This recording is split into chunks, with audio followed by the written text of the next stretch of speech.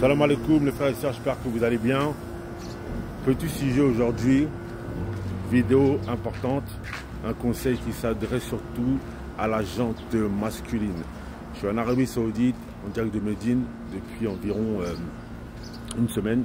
Et durant mon séjour, alhamdoulilah, j'ai rencontré pas mal de frères, des frères vaillants, qu'Allah les préserve, qui ont décidé de faire une grande adoration, qui est le fait de quitter la France, parce qu'ils se sentaient persécutés dans leur religion, et ça, c'est une très bonne chose. Cependant, j'ai vu un facteur et un dénominateur commun chez beaucoup de jeunes frères qui sont entre 20 et 30 ans, c'est que parfois, pour certains d'entre eux, on néglige un peu le côté financier.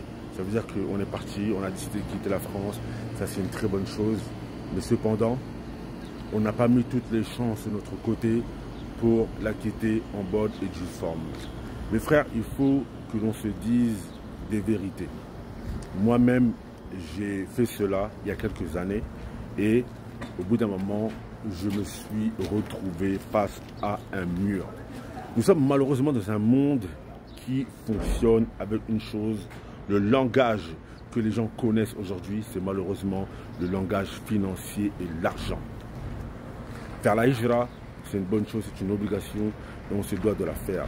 Mais force est de constater, et ça c'est du vu et du revu, qu'au bout d'un moment, ta hijra ne pourra pas avancer comme il se doit si tu n'as pas un capital financier, si tu n'as pas d'argent ou si tu n'as pas un diplôme. C'est pour cela que la recommandation que je fais à mes jeunes frères qui veulent quitter la France, oui, quittez-la. Je suis de tout cœur avec vous dans ce choix que vous faites. C'est le choix que moi-même j'ai décidé de faire. Mais cependant, mettez toutes les chances de votre côté. Essayez d'avoir de l'argent, essayez d'avoir des diplômes. Parce que tout ce que vous allez vouloir faire pour votre hijra, si vous n'avez pas d'argent, à un moment, vous allez vous retrouver face à un mur. Vous allez vouloir avoir une carte de résidence pour vivre dans un pays.